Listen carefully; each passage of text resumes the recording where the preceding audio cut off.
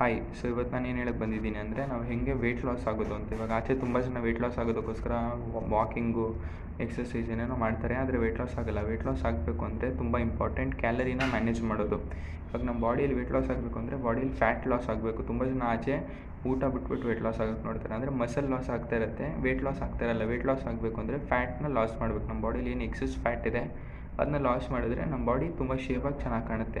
ಇವಾಗ fat loss ಆಗೋದು ಹೇಗೆ? 20% ಎಕ್ಸಸೈಸ್ ಮತ್ತು 80% ನ್ಯೂಟ್ರಿಷನ್ ಅಂತ ಇರುತ್ತೆ.